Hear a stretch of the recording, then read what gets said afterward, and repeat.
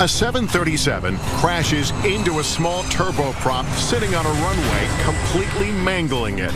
It was as if we were in the middle of a big fireball. 2 months after 9/11, an Airbus 300 crashes, its tail mysteriously breaking off. How much blood has to be spilled before we take corrective action? Safety does have a price. An L-1011 jumbo jet unexpectedly loses altitude and plunges into the Everglades. What triggers the disaster? Every bit of my clothing was blown right off. Just miles from a runway, a jet runs out of fuel and slams into a hillside. It doesn't take an aeronautics expert to know that if your engines go off, it's difficult to fly. And a routine continental commuter flight suddenly pitches and nosedives into a crowded Buffalo suburb. We dropped the ball. Mistakes, oversights, distractions, and in some cases just poor judgment. All these crashes are caused by human error. The devastation to the entire operation is catastrophic. It's one of your own has potentially made an error that has resulted in this calamity, this tragedy.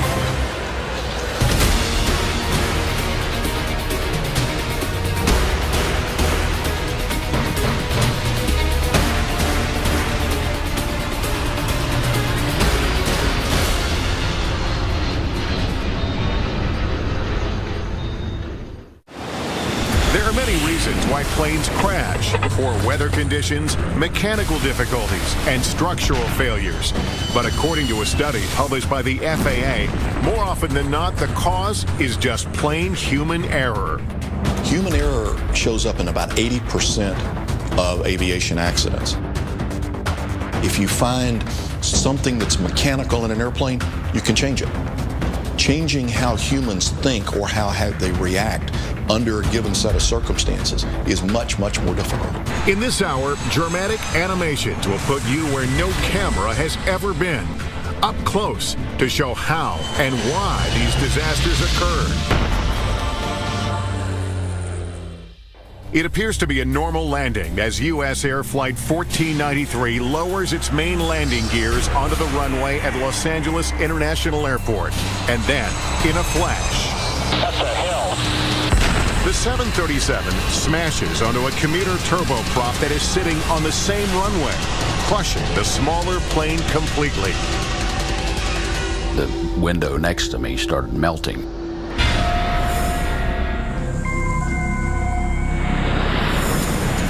In the early evening of February 1st, 1991, SkyWest Flight 5569, a turboprop carrying 10 passengers and 2 crew members, taxis toward an intersection of runway 24 left. Intersection departures, particularly for a turboprop, was a means to make their flight more effective, and they could get off the ground faster. At 6:04 p.m., an air traffic controller clears SkyWest onto the runway, but advises the plane to hold its position. And at that point is where one of the big causes of this accident sequence occur. She does not immediately clear them for takeoff. There's a delay. Every second that goes by, there's a mounting threat.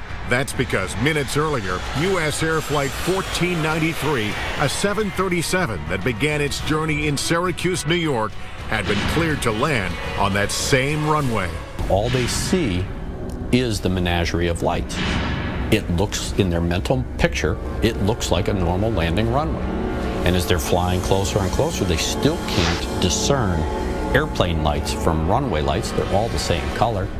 The Boeing 737's main landing gears touch down. Then, as the nose lowers, the landing lights reveal the turboprop. That's the first time the captain sees the plane. That's a hill. There's an explosion on impact, and the small plane bursts into flames. But the 737 can't stop. At 70 miles per hour, it skids and finally crashes into an abandoned firehouse. The floor was heaving, and the smoke burst right in front of my jump seat. It was as if we were in the middle of a big fireball. Every passenger window was illuminated orange. but I can see every passenger that can possibly have a view of me staring at me, looking for an answer. Flight attendants began shouting orders to evacuate, but because of the raging fire, none of the left exit doors can be used. The front right exit door is damaged and won't stay open. Only a few are able to escape from there. We jumped off the aircraft. I pushed the first person off the aircraft because I figure it's either you break your leg or you will not see your legs. The right wing exit becomes blocked, leaving only one more exit for passengers to escape, the right rear exit. In all, 67 of the 89 passengers and crew make it out alive. But not everyone makes it through the exit doors. We took a position on the nose of the airplane, and we happened to see that the co-pilot of the plane was trying to get out of the window. I took the ladder, small 12-foot ladder, and put it up to the nose of the airplane. And I was able to take a few steps up and help the co-pilot out, pull him out, and cradle him like a baby, bring him down, and then walk him with another fireman to safety. The captain and the senior flight attendant are among the victims. I remember feeling just a lot of sorrow. That 2 of my crew members died, that so many passengers died. With the focus on the 737, few even know there's a crushed turboprop underneath it. The small plane is twisted and mangled beyond recognition. There are no survivors. I did not know that we hit another aircraft until we were in the terminal, and they were doing triage on us. And I asked about the crew, and they said, "Which crew?" Investigators immediately began the grim task of finding out what went wrong. John Cox, who is now an MSNBC aviation analyst, was an investigator for the Airline Pilots Association at the time.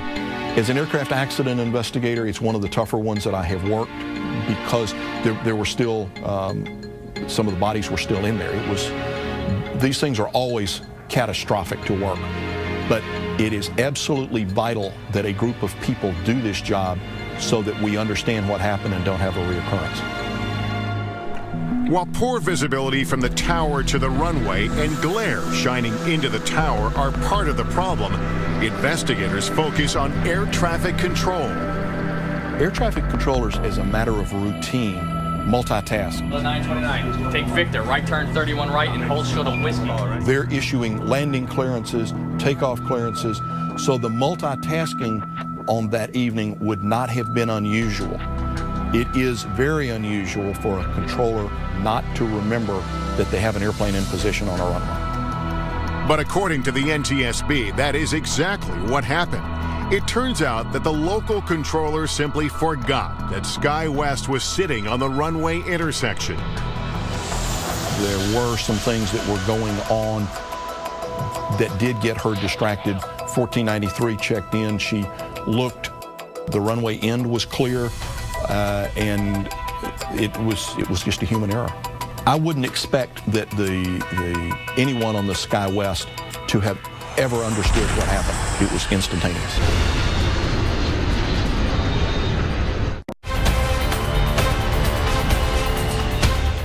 When U.S. Air Flight 1493 crashes into SkyWest Flight 5569, the aftermath is horrific.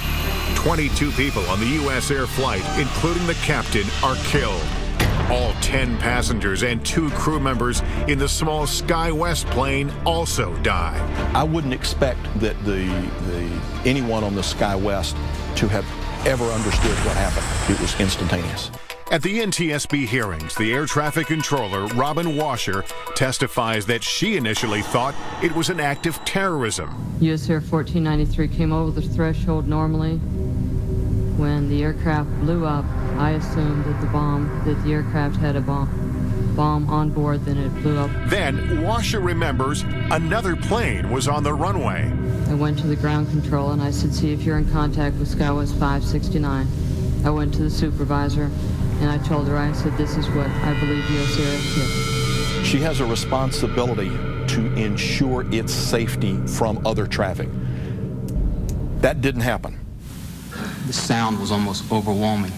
David Kelly, the surviving first officer, testifies that he and the captain were never made aware of another plane on the runway. As far as we could tell, there was nothing down the runway anywhere. That airplane all of a sudden showed up out of nowhere. The cabin lights went out, the emergency lights came on. For Flight Attendant Bill Ibarra, who was critically injured, the hearing is an emotional experience. I was filled with gratitude when passengers who survived came over and thanked me for my actions. As a consequence of the collision, intersection departures at night are no longer permitted. And while on the runway, pilots are encouraged, though not required, to remind air traffic control that they are waiting for instructions. These types of procedures were completely capable of being done before the accident. This was a totally preventable accident.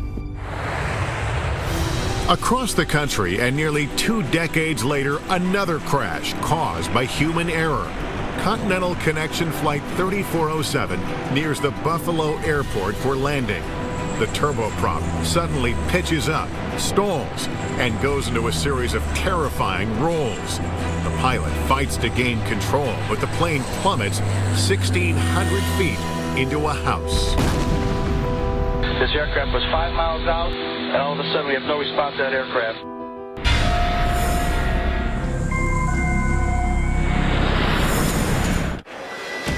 February 12, 2009. Winter storms delay Flight 3407 for 2 hours at Newark International Airport in New Jersey.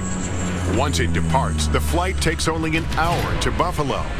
But 3 miles from the runway, the captain runs into problems. The speed was a little higher than he anticipated, and he made an adjustment. And what he did was he reduced the power, and they also extended the landing gear, which adds a lot of drag, and the speed decreased fairly rapidly to the point that a warning device in the airplane activated. The warning system seems to take the captain by surprise, but it should be a fairly simple correction to get the plane's speed back up. Instead of letting the airplane's nose drop to build up that airspeed, he gave it full power and lifted the nose up. He should have done the exact opposite thing.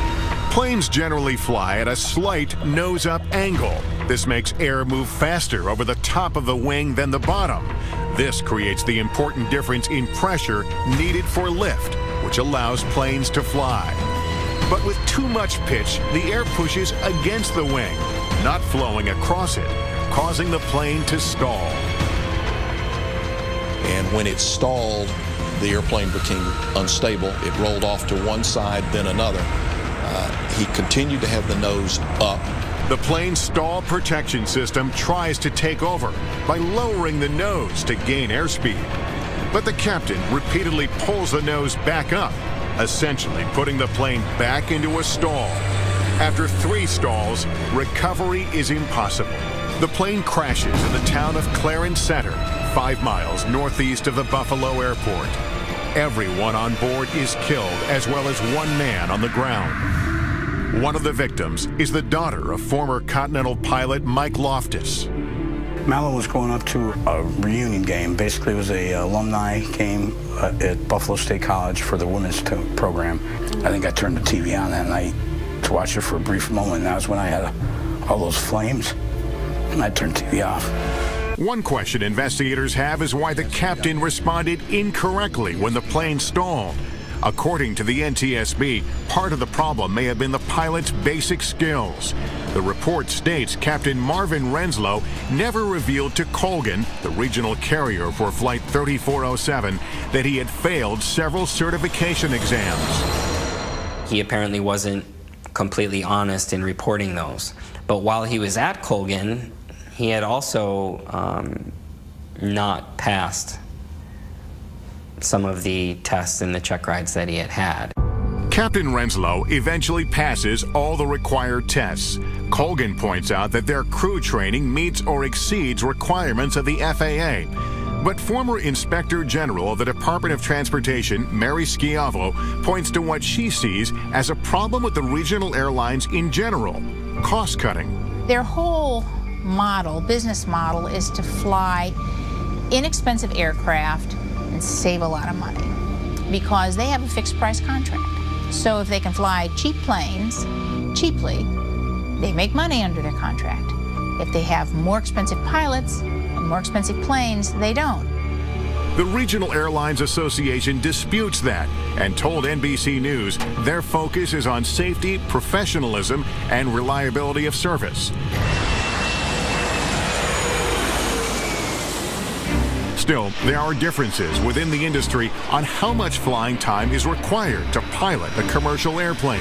You can be done with those ratings in as little as 350 hours of experience. And what happens is when people get out of flight school and they have their required government ratings, they then move on to the regionals because that's who hires them. While major airlines usually pay better, they also demand that new hires have 1,500 flight hours or more. Further blame could lie with how Colgan trained its pilots on the Q400 stall protection system. Although it satisfied FAA standards, some of the training was done solely in a classroom setting, not hands-on. 15 minutes, that's all they're asking out of a training program, and they didn't even do that.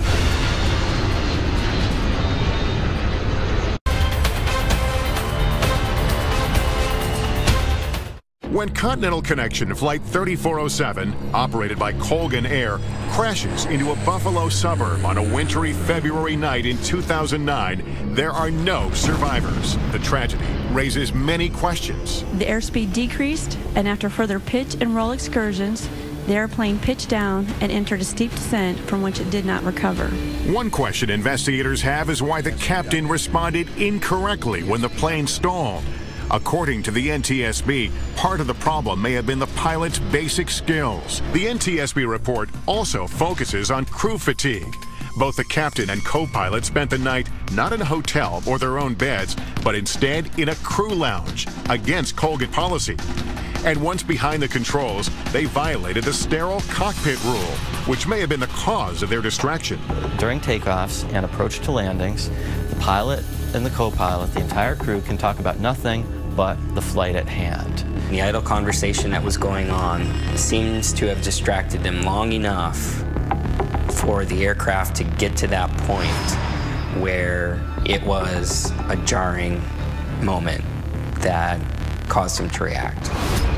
The crash sparks enough debate that in the summer of 2010, the president signs a bill passed by Congress requiring commercial pilots have a minimum of 1,500 hours of flying time.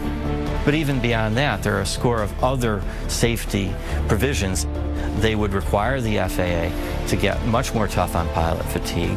They would require that the airlines disclose who's actually operating their flights so that no longer could people buy a ticket on Colgan without knowing it. So this legislation is very significant.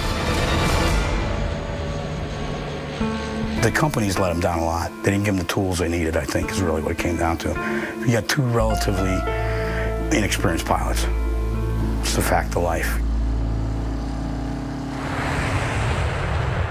8 years earlier, there was another air disaster over New York, also caused by human error. An Airbus A300 takes off from JFK Airport to Santo Domingo in the Dominican Republic. Soon after takeoff, the plane encounters severe turbulence. It rolls, pitches, and then suddenly the tail snaps off. The plane nosedives into a residential area in Queens, New York. All the people that were on that airplane went for a very harrowing ride in the last minute of flight going into the ground. All 260 people on board are killed, as well as 5 people on the ground, leaving investigators wondering how and why the tail would snap off an airplane.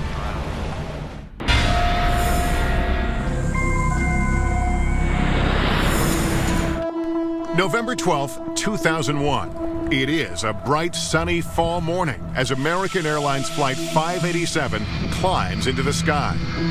In the cockpit are two experienced pilots, co-pilot Stan Mullen and Captain Ed States. He loved to get in the airplane. He loved to be in charge. He respected everybody's job, everybody's role. The co-pilot is flying the plane that is about 5 miles behind a 747 on its way to Japan. On the aircraft 587 Heavy, 1,300 feet, we're climbing to 5,000. Since the Airbus is climbing faster than the plane in front of it, Flight 587 quickly flies into the 747's wake, causing the American Airlines plane to experience turbulence. This in itself is not uncommon. Airplane wakes are very similar to the wakes made by boats or ships. It's a displacement as the vehicle passes through this fluid, in one case water, in one case air. This FAA simulation illustrates a different jet flying into wake turbulence. The wingtips from the lead plane create what is known as a wake vortex. You can think of it as a very large cone coming back off the tip of the leading airplane. And if the trailing airplane intercepts that cone, you'll feel choppiness. Typically, the encounters are very brief, but you can hit them multiple times. And that is exactly what happens with Flight 587.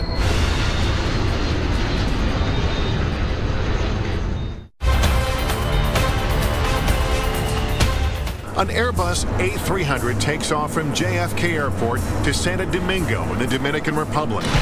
Soon after takeoff, the plane encounters severe turbulence. It rolls, pitches, and then suddenly the tail snaps off. The plane nosedives into a residential area in Queens, New York. All 260 people on board are killed, as well as 5 people on the ground, leaving investigators wondering how and why the tail would snap off an airplane.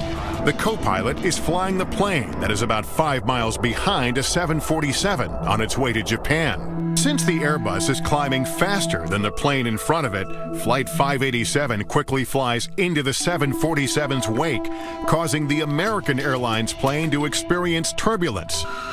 This FAA simulation illustrates a different jet flying into wake turbulence. The wingtips from the lead plane create what is known as a wake vortex. There are 2 wake encounters. Although invisible to the eye, they are displayed here in our animation. The first wake causes the plane to roll to the left, and the co-pilot quickly puts it back on course. But then, 15 seconds later, the plane is caught in a second wake. When this pilot got into the wake turbulence, the airplane started to roll. He put in flight control corrections that he thought was necessary to get the airplane back to a wings level state. But instead of leveling out, the plane moves violently on all 3 axes of flight. Left and right rolls, side-to-side motion, and up and down. Then, the unthinkable happens. The tail snaps off. The plane banks left and plummets into a residential neighborhood in Bell Harbor, Queens.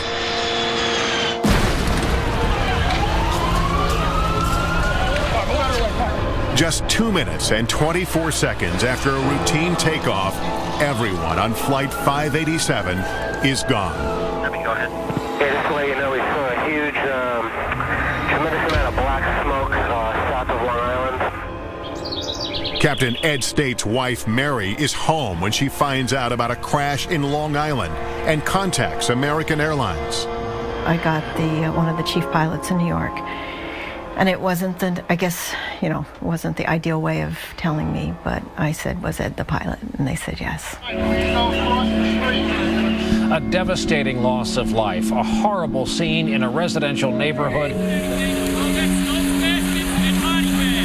It looks like a war zone. You've seen anything on television. It's just terrible. Just 2 months after 9/11, people are wondering, could this be another terrorist attack? Everyone should remain calm. We talked to the White House several times. There's air cover. In this anxious climate, the NTSB works to find the reason the tail of the plane broke off. The scars from 9/11 are still very raw. The industry was recovering. Traffic was down. People were apprehensive. It was a period of time that, after 40 years of being in the industry, I've never seen before or since. I see the plane. The engine fall down. 2 months after the attack, another plane is down. And at first, an act of terrorism is feared. We've preliminarily put the city on high alert, so we've closed certain things down just to make sure that we find out what this is all about. Former Inspector General of the Department of Transportation, Mary Schiavo, followed the investigation. That was everybody's first thought, but there were a number of clues, and they came out really quickly that it wasn't, because you had the cockpit voice recording. And then when they found part of the plane was detached from the plane itself, I mean, you knew right away, because pieces of the plane just are not ever supposed to fall off. Once terrorism is eliminated as the cause, investigators focus on why the tail broke off. It takes more than 2 years before the NTSB findings are released. According to the report, the cause of the crash is the separation of the tail or vertical stabilizer due to the first officer's excessive use of the rudder pedal.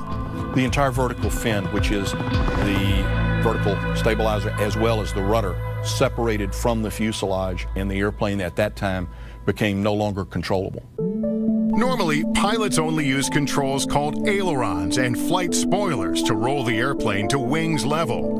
These are panels located on the wing. The co-pilot does this, but he also uses the rudder. This is the panel attached to the vertical stabilizer, or the tail. It moves the plane from side to side. The rudder is operated by moving 2 foot pedals on the floor of the flight deck, forward or back. It was his reaction and the overuse of the rudder during this encounter that generated forces that were large enough to actually snap the fin, the vertical fin, off. MSNBC aviation analyst John Cox is satisfied with the findings, but the report is controversial. Aviation safety consultant Greg Feith believes a closer examination is necessary. It's easy to say that the pilot put too much. The question is why, and that question to this day still hasn't been answered. The NTSB in its public hearing actually identified 11 events that had taken place involving these high loads where the vertical stabilizers fortunately did not separate. So now you have a trend here, you have a history, you have a historical record.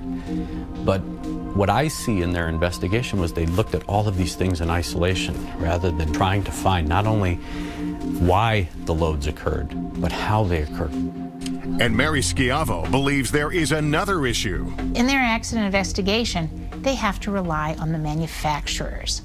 And therein lies the problem. They had to go back to Airbus and say, hey, Airbus, what happened to your plane? And Airbus said, well, it was the pilot.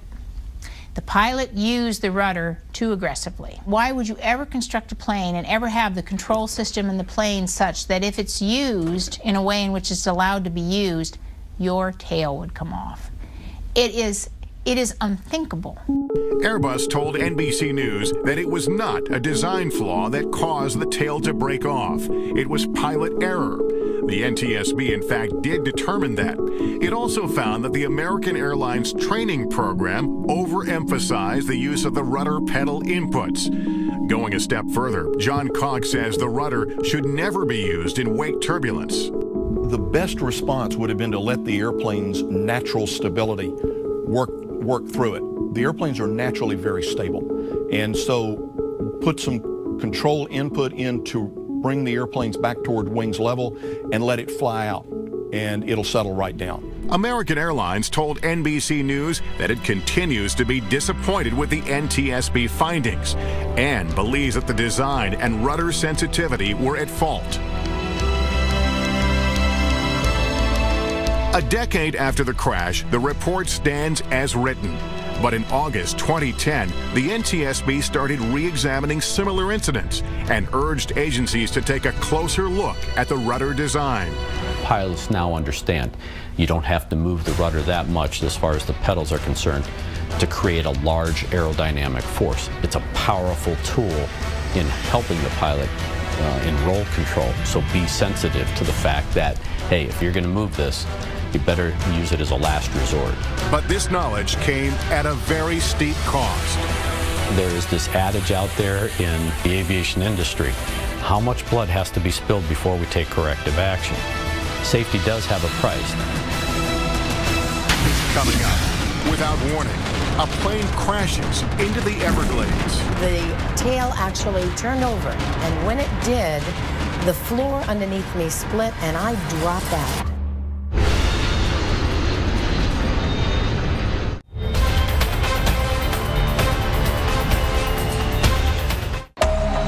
A jet is flying over the Florida Everglades while the crew is trying to fix a problem with the nose gear.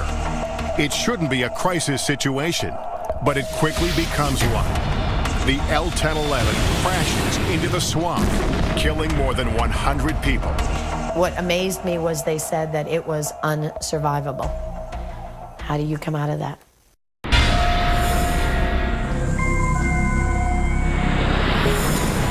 December 29, 1972. Eastern Airlines Flight 401 is on the final leg of its flight from JFK to Miami International, carrying 163 passengers and a crew of 13.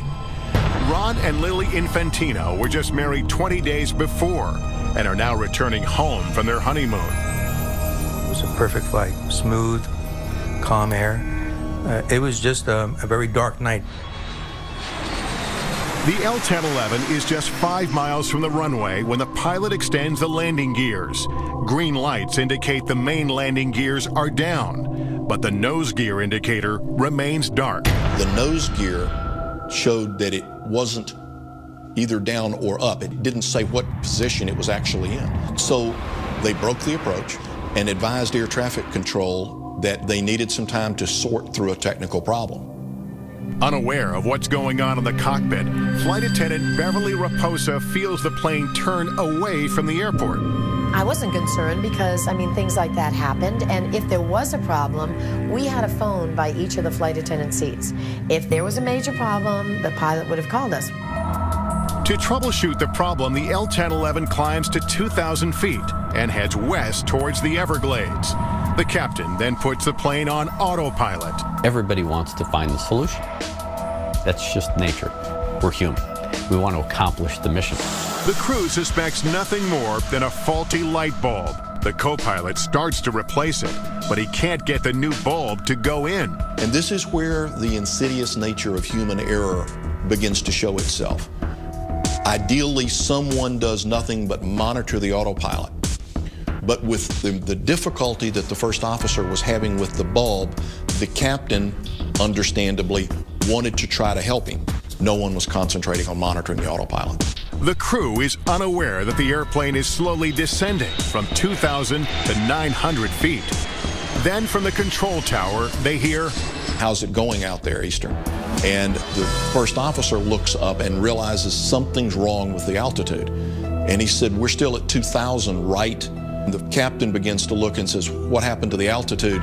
And they begin to take corrective action. But it is too late. The engines roared and we hit and the world exploded. It was a huge fireball. The plane rips apart. The crash is scattered over an expansive area. I was in the tail and the tail section broke off and we began spinning and we spun 1,500 feet.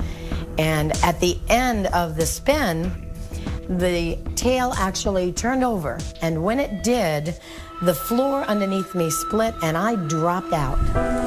In the swamp, Raposa is still strapped to her seat as jet fuel rains down on her. There is absolute silence. Initially, I screamed, you know, "Somebody help me." And I couldn't hear anyone. And I'm thinking to myself, oh my gosh, I may be the only survivor. But she is not alone. I have never been in anything so dark in my entire life. That's how dark it was. And I tell people, the only time you could tell somebody was in front of you, you could smell their breath. Otherwise, you would never know they're there. Passenger Ron Infantino is also one of the 75 passengers and crew that miraculously survive. Swamp water is up to his chin. Every bit of my clothing was blown right off. The only thing I had left was the rims of my socks. That was the only thing. And I thought it was a nightmare. I couldn't believe. I was totally in shock.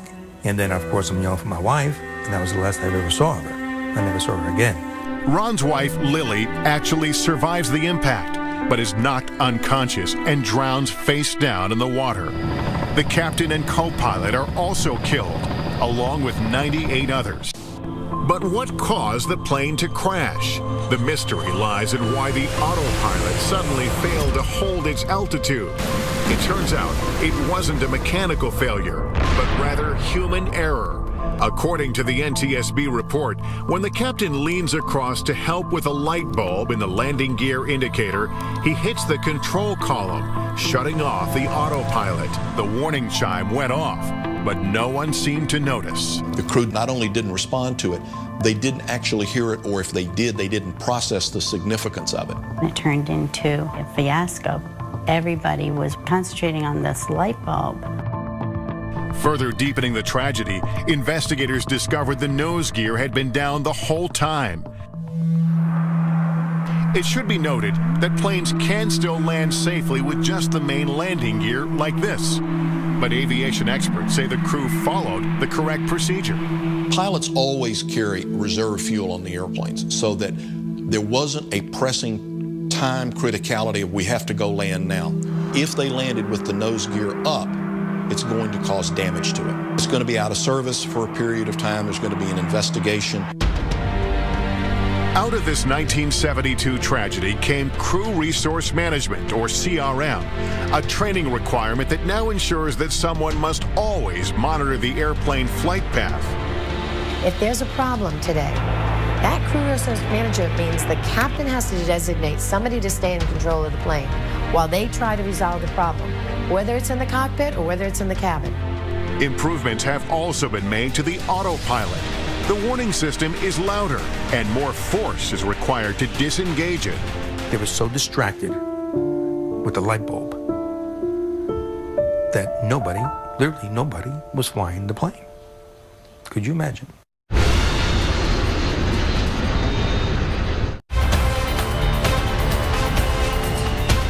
A Boeing 707 is just a few miles from its destination when all four of the plane's engines fail. Avianca 052, radar contact lost. The jet silently falls through the clouds, slamming into a wooded hill on Long Island, New York, killing 73 people on board. There are no mechanical failures, no structural problems of any kind. It turns out the plane simply runs out of fuel. But how can such a fatal blunder happen? January 25th, 1990, when Avianca Flight 52 leaves Medellin, Colombia, just after 3 p.m., the tanks have more than enough fuel for the 2,100-mile trip to New York. They had approximately 81,000 pounds of jet fuel on the airplane when they departed. They had done the calculations for the flight plan, the amount of fuel they would burn going to New York, a reserve, some holding fuel, and then also enough fuel to go to Boston and land. With more than enough fuel, that shouldn't be a problem, but it soon becomes one. In New York, the weather was bad, so as they came up the East Coast, they began to be issued holding instructions, and they held for 3 different times. The delays total 77 minutes. Around 8:20 p.m., they have only a little more than 14,000 pounds of fuel left, enough for another hour or so in the air. During those holding patterns, that's when the flight engineer should have made sure that the fuel levels were fine. And Avianca 052 Heavy, I'm going to bring you about 15 miles northeast and then turn you back home for the approach. Is that fine with you and your fuel? I guess so. Thank you very much. They inquired with air traffic controllers about how much longer it was going to be. They were complaining about their fuel levels. Air traffic control asked where their alternate was, which was filed for Boston. But the first officer, who was the pilot handling the radios, told them that they could no longer make Boston. And that very significant statement was lost on air traffic control. At 9:22 p.m., Avianca Flight 52 is finally cleared to land. But with an extremely low cloud ceiling above JFK and strong wind shear, the pilot misses the attempt. The plane is again diverted from the airport. Nowhere did the first officer ever use the word emergency. If that word had been used, they would have given them immediate priority to try to get them on the ground. Avianca 52, climb maintains 3,000. Negative, sir. We just running out of fuel. We're good. Okay, 3,000, I'll be good. Okay. 9:34 p.m., Flight 52 runs out of fuel. The engines flame out. Passenger Nestor Zarate remembers that horrible silence. The lack of that noise it's a horrendous impression because you have the wind against the fuselage. So at that moment, there was pandemonium. The crew calmly tells air traffic control that the engines have failed. They are quickly routed back to JFK, but it is too late. When the Boeing 707 crashes into a hillside in Oyster Bay, the cockpit breaks off, killing the pilots and flight engineer. They are only 16 miles from the airport. Come on, somebody get the back here. Miraculously, 85 of 158 people on board survive impact. They are pinned beneath the wreckage, but there is no fire. Clearly, if the plane had been filled with fuel, they would have been all incinerated. The NTSB report says the cause of the crash is human error, that simply the flight crew did not effectively manage their fuel or convey how low the fuel levels were. When we talked to the controllers today at the TRACON, none of them were aware of the priority concern and the fuel concern. The crash of Avianca Flight 52 shows that despite dramatic advances in aviation technology, clear communication from the cockpit to air traffic control is key to a safe flight. I think that our crew should have been more aggressive and more transparent in expressing the need to have a preferential treatment that night. Astonishingly, many of these crashes, as we've seen, were survivable. But recovery can be a lifelong process. You'll be all right. Everybody was demolished physically and psychologically by the crash. So surviving a crash is a miraculous event, and one has to be grateful that God or destiny or is giving you a second chance, but there's a price to that.